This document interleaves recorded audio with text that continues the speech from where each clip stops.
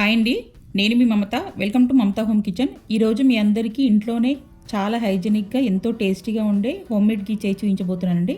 మంచి ఫ్లేవర్తో పాటు టేస్ట్ కూడా చాలా బాగుంటుందండి. మన ఛానల్లో నేను చేసే స్వీట్స్ అన్నీ ఇంట్లో తయారు చేసిన నెయ్యితోనే చేస్తుంటానండి.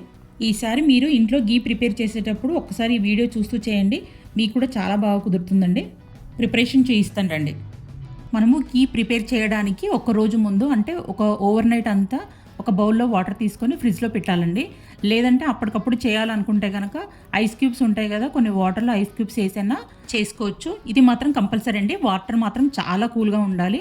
ఇది దాదాపు ఒక 1 మంత్ నుంచి తీస్తున్న మీగడ అండి. రోజు పాల మీద వచ్చిన మీగడ తీసేసి ఇలా గిన్నెలో వేసేసి దాంట్లోనే కొంచెం తోడేసి పెడతాను. అలా వేయటం వల్ల మీగడ పాడవకుండా చాలా రోజులు ఫ్రెష్గా ఉంటుందండి. ఒక మిక్సీ జార్ తీసుకొని దానిలోకి కొంచెం మీగడ వేస్తూ మనం ఇందాక ఫ్రిడ్జ్లో పెట్టుకున్న వాటర్ కూడా కొన్ని వేస్తూ మిక్సీ పట్టుకోవాలండి. ఇలా చల్లటి వాటర్ వేసి మిక్సీ పట్టుకోవడం వల్ల వెన్న అనేది చాలా గట్టిగా చాలా తొందరగా వస్తుందండి. వీడియోలో చూపిస్తున్నారు చూడండి, వెన్న అనేది వాటర్ నుంచి సపరేట్ అవుతూ ఎంత గట్టిగా వచ్చిందో ఒకసారి చూడండి. అలానే మిగతా మీగడంతా కూడా కొన్ని వాటర్ వేస్తూ మిక్సీ పట్టి ఒక బౌల్లో వేసి పక్కన పెట్టుకోవాలండి. మిగిలిన కూల్ వాటర్ అన్నీ ఈ బౌల్లో వేసేసి చేత్తో బాగా కలుపుతూ ఒకసారి గట్టిగా పిసికేసి దాంట్లో ఉన్న వెన్న మాత్రమే తీసేసి సపరేట్ చేసి పెట్టుకోవాలండి. వేరే బౌల్లో వేసిన తర్వాత చూస్తున్నారు చూడండి, వెన్న అనేది ఎంత గట్టిగా ఎంత ఫ్రెష్గా ఉందో. ఈ వెన్న అనేది ఫ్రిడ్జ్లో పెట్టినా చాలా రోజులు నిల్వ ఉంటుందండి. కావాలంటే మీరు కొంచెమైనా వేడి చేసుకోవచ్చు నెయ్యి. తర్వాత అడుగు మందంగా ఉన్న ఒక కడాయి తీసుకొని దాంట్లోకి ఈ వెన్నంతా వేసేసి బాగా వేడి చేసుకోవాలండి. ఈ వెన్న రెడీ అవ్వడానికి మినిమం 20 minutes to ½ hour అయితే పడుతుందండి. మనం దగ్గరే ఉండి బాగా కలుపుతూ వేడి చేసుకోవాలండి, లేదంటే పొంగిపోయే ఛాన్సెస్ ఉంటాయి.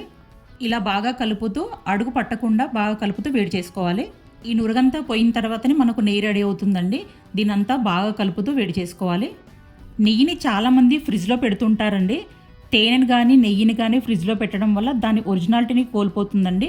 నేనైతే నెయ్యి ఎన్ని రోజులైనా బయటే ఉంటుందండి, ఎన్ని రోజులైనా పాడవకుండా ఫ్రెష్గా ఉంటుందండి. ఇలా మనం నెయ్యిని ఫ్రెష్గా ప్రిపేర్ చేసుకుంటే టేస్ట్ కూడా చేంజ్ అవ్వకుండా చాలా ఫ్రెష్గా ఉంటుందండి. చాలామంది ఇలా వెన్న కరగంగానే నెయ్యి తీసి పెట్టుకుంటారు. కానీ నెయ్యి ఎప్పుడైనా వైట్ కలర్లో కాకుండా కొంచెం కలర్ చేంజ్ అయిన తర్వాతనే దాని స్మెల్ కానీ టేస్ట్ కానీ బాగుంటుంది. ఎన్ని రోజులైనా ఫ్రెష్గా ఉంటుందండి. ఇలా కొంచెం రెడీ అయిన తర్వాత దీంట్లోకి నేను 3 నుంచి 4 వరకు యాలకుల్ని ఇలా కొంచెం లైట్గా పొట్టు తీసి వేస్తున్నానండి.